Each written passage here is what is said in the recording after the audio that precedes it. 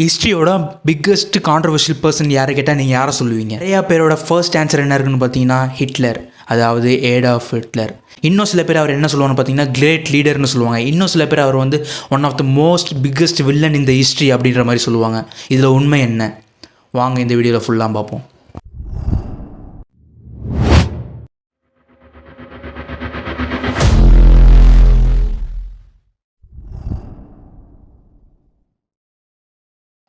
ஏடால்ஃப் Hitler. இந்த பேரை கேட்ட உடனே நேராக பேத்துக்கு வேர்ல்டு வார் 2 பற்றி ஞாபகம் வரும், நாசி ஜெர்மனி பற்றி ஞாபகம் வரும், ஹோலோகாஸ்ட் ஞாபகம் வரும். ஆனால் ஏடால்ஃப் ஹிட்லர் யார்? அவரை பற்றி யாருக்குமே தெரியாது. அவரோட பிறந்த தேதி யாருக்குமே தெரியாது. அதை பற்றி தான் பார்ப்போம். ஃபர்ஸ்ட் ஏடால்ஃப் ஹிட்லர் எங்கே பிறந்தாருன்னு பார்த்தீங்கன்னா, அவர் வந்து ஜெர்மனிலேயே பிறக்கலை. 1889 ஏப்ரல் 20 அவர் ஆஸ்திரேலியாவில் பிறந்தார். சின்ன வயசில் பார்த்தீங்கன்னா ஹிட்லருக்கு பெரிய ஆர்டிஸ்ட் ஆகணுன்ற மாதிரி தான் ஆசை. அதனால அவர் ஒரு அகாடமியில் அப்ளை பண்ணார். ஆனால் அந்த அகாடமியில் பார்த்தீங்கன்னா அவர் 2 டைமும் ரிஜெக்ட் பண்ணிட்டாங்க. இது அவரோட லைஃபோட பிக்கஸ்ட் செட்பேக்னு அவர் நினச்சிட்டு இருந்தார். அதுக்கப்புறம் தான் பார்த்தீங்கன்னா 1914 வேர்ல்டு வார் 1 ஸ்டார்ட் ஆச்சு. இப்போ ஸ்டார்ட் ஆகும்போது தான் ஹிட்லர் வந்து ஜெர்மனியில் போய் அவங்க ஆர்மியில் சேர்ந்தார். ஆர்மியில் சேர்ந்ததுக்கப்புறம் அங்கே என்னவா ஒர்க் பண்ணாருன்னு பார்த்தீங்கன்னா வார் மெசேஞ்சராக, அதாவது எங்கேயாச்சும் போயிட்டு மெசேஜ் கொடுத்துட்டு வர மாதிரி.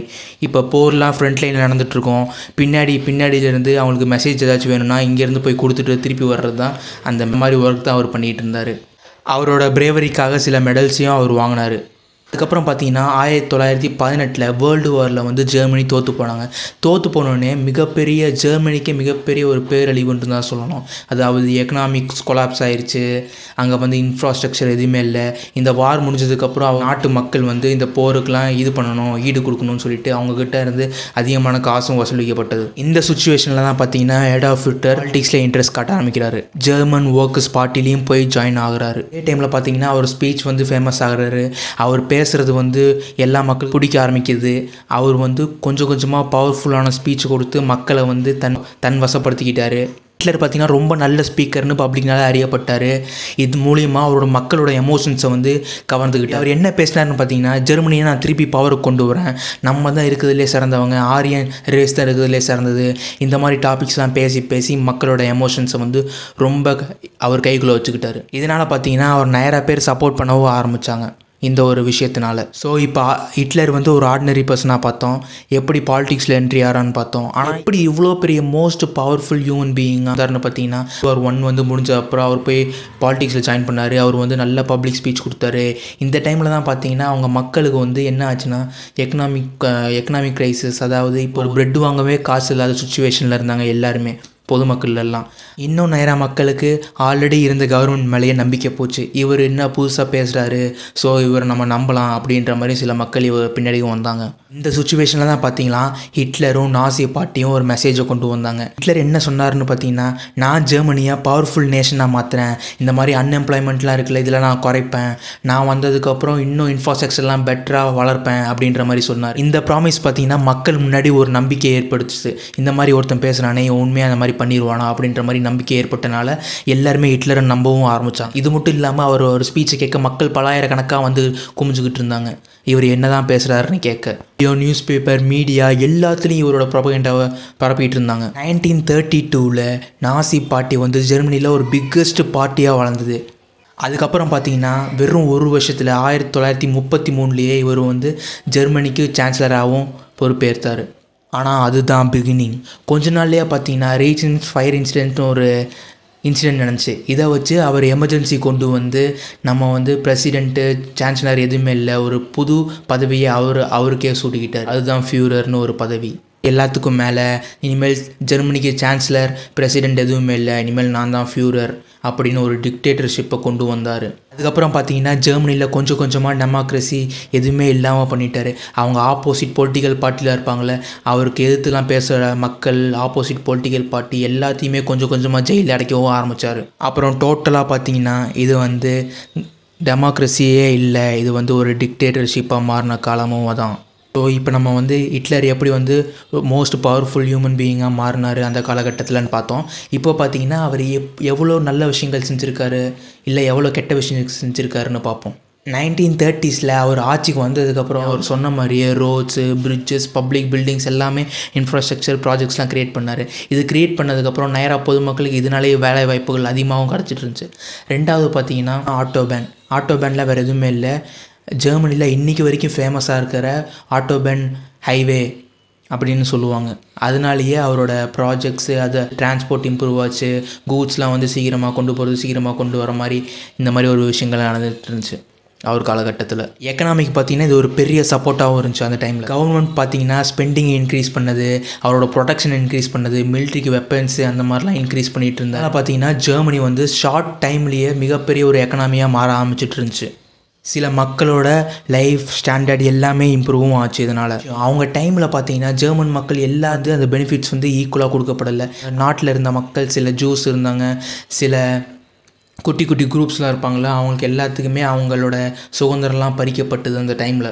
அதனால் பார்த்தீங்கன்னா ஹிட்லர் பீரியடில் நடந்த எக்கனாமிக்ஸ் க்ரோத்லாம் உண்மை தான், ஒரு ஹிஸ்டாரிக்கல் ஃபேக்ட் தான். அந்த இம்ப்ரூவ்மெண்ட்னால அவர் பின்னாடி செய்த டிக்டேட்டர்ஷிப் வந்து ஒரு கேள்விக்குறி தான்.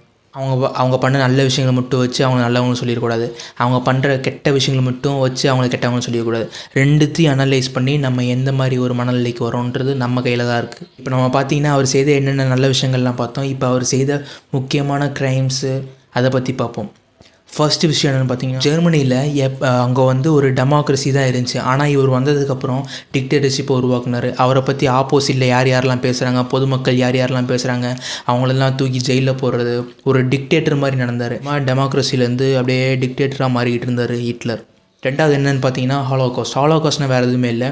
அவருக்கு ஏன் இந்த மாதிரி ஒரு வெறுப்பு இருந்துச்சுன்னு தெரியல ஜூஸ் மேலே. அவங்க தான் எல்லாமே காரணம், அவங்க தான் பேங்கிங் சிஸ்டம்லாம் வச்சுருக்காங்க அப்படின்னு சொல்லி அவங்க பொதுமக்களை வந்து கொண்டுக்கிட்டு இருந்தார். 6 மில்லியன் ஜூஸை வந்து கொன்னாருன்னு சொல்லப்படுது. ட்ரெயினில் வச்சு நிறைய பேர்த்த கொன்னார், கான்சன்ட்ரேஷன் கேம்பில் வச்சு நிறைய பேர்த்த கொன்னார், பெண்கள்னு கூட பார்க்காம, சின்ன குழந்தைங்களும் கூட பார்க்காம எல்லாத்தையுமே கொண்டு குவிச்சார் ஹிட்லர். ஜூஸை மட்டும் கொள்ளலை, ஹேண்டிகேப் இருப்பாங்களே அவங்களெல்லாம் புது சயின்டிஃபிக் எக்ஸ்பெரிமெண்ட்ஸ்க்கெலாம் யூஸ் பண்ணிகிட்டு இருந்தாங்க. மக்கள் எல்லாத்தையுமே ஒரு லேப் ரேட்டாக மாற்றி வச்சுருந்தார் ஹிட்லர். World War IIக்கு எப்படி வெப்பன்ஸை கண்டுபிடிக்கலாம், கெமிக்கல் வெப்பன்ஸ் எப்படி கண்டுபிடிக்கலாம், மக்கள் மேலே எப்படி பரப்பலாம், இல்லை ஒரு புது நோயை உருவாக்க முடியுமா, அவங்க மேலே பரப்பினா நம்ம வந்து வெப்பன் போட தேவையே இல்லை, டைரெக்டாக இந்த மாதிரி ஒரு கெமிக்கல் ஏதாச்சும் யூஸ் பண்ணி அவங்களுக்கு வந்து ஒரு டிசீஸ் ஏதாச்சும் யூஸ் பண்ணி அவங்களுக்கு வந்து நம்ம போய் அந்த டிசீஸை பரப்பி விட்டோம்னா அவங்களே எல்லாருமே இறந்துருவாங்கன்ற மாதிரி தாட்டில் இருந்தார் ஹிட்லர். மூணாவது என்னன்னு பார்த்தீங்கன்னா World War II. இவர்னால தான் World War IIவே ஆரம்பிச்சதுன்னு சொல்கிறாங்க. 1939 பார்த்தீங்கன்னா ஜெர்மனி வந்து போலாண்டை இன்வைட் பண்ணுறாங்க. அங்கே தான் ஃபஸ்ட்டு வந்து World War II ஸ்டார்ட் ஆச்சு. இது ஒரு பிக்கஸ்ட் ஈவெண்ட்டுன்னு சொல்கிறாங்க. இன்வைட் பண்ணி நேரா மக்களை வந்து அந்த ஊரை பிடிச்சாரு, முக்கால்வாசி ஹீரோப்பா பிடிச்சிட்டாருன்னு சொல்கிறாங்க. அங்கெல்லாம் பிடிக்கும்போது என்ன சொல்கிறாருன்னு பார்த்தீங்கன்னா, நம்ம தான் ஆரியன் தான் இருக்கிறதுலே பெட்டர் ரேஸ், மற்ற ஹியூமன்ஸு மற்ற இனம் எல்லாமே கீழே தான் அப்படின்ற மாதிரி அவர் வந்து சொல்லிகிட்டு இருந்தார். இதனாலேயே மக்கள் வந்து அவரை கொஞ்சம் கொஞ்சமாக, ஜெர்மனி மக்கள்லாம் வந்து அவரை கொஞ்சம் கொஞ்சமாக வெறுக்க ஆரம்பித்தாங்க. ஆனால் அதே டைமில் இன்னும் பல மக்கள் வந்து இவர் பண்ணுறது நல்லது தான், நம்ம எந்த இடத்துல இருந்தோம் இப்போ இந்த இடத்துக்கு வந்து கொண்டு வந்து விட்டுருக்காரு, நம்ம வந்து இவர் ஒரு ஹீரோவாக பார்க்கணும் அப்படின்ற மாதிரி சில மக்கள் நம்பிட்டு இருந்தாங்க.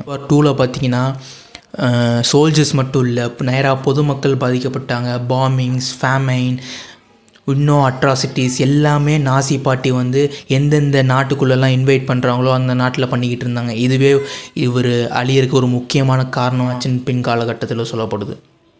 4வது பார்த்திங்கன்னா ஃபியர் அண்ட் ப்ரோபகேண்டா. அதாவது ஹிட்லர் வந்து என்ன பார்த்திங்கன்னா அவரோட கவர்மெண்ட் வந்து மக்கள் சப்போர்ட் பண்ணுறதுக்கு நேராக ப்ரோபகேண்டா பண்ணிகிட்டு இருந்தாங்க. நான் ஆல்ரெடி சொல்லியிருந்த மாதிரி நியூஸு, ரேடியோ, நியூஸ் பேப்பர்ஸ் எல்லாத்துலேயும் இவரோட ப்ரோபகேண்டாவை வந்து பரப்பிக்கிட்டு இருந்தாங்க. இல்லை யாராச்சும் இந்த கவர்மெண்ட்டுக்கு எதிராக பேசினாலோ, நம்ம வேர்ல்டு வார் பண்ணுறதுலாம் தப்புன்னு பேசினாலோ அவங்களெலாம் தூக்கி ஜெயிலில் போட்டுக்கிட்டு இருந்தார் ஹிட்லர். அவரோட ஏர்லி பாலிட்டிக்ஸ் வந்து நல்லா இருந்தாலும் பின் காலகட்டத்தில் அவர் கொஞ்சம் கொஞ்சமாக ஒரு அரக்கனாக மாற ஆரம்பித்தாது, நேராக மக்கள் நம்ப ஆரம்பித்தாங்க. இப்போ பார்த்திங்கன்னா ஒரு முக்கியமான கேள்வி என்னென்னு பார்த்தீங்கன்னா, ஹிட்லரை ஏன் இன்னும் இந்த காலகட்டத்தை மக்களும் நம்பிக்கிட்டு இருக்காங்க? அதில் மொதல் விஷயம் என்னென்னு பார்த்தீங்கன்னா, ஆல்ரெடி சொல்லியிருந்த மாதிரியே எக்கனாமிக் க்ரோத். அவர் கட்டத்தில் வாழ்ந்தபோது அவர் எக்கனாமிக் வந்து நல்லா இம்ப்ரூவ் பண்ணி கொடுத்துட்டு போனார். இதனால் சில மக்கள்லாம் இன்னும் அவரை வந்து நல்லவன் அப்படின்ற மாதிரி நம்பிட்டு இருந்தாங்க. செகண்ட் என்னென்னு பார்த்தீங்கன்னா ப்ரோபகேண்டா.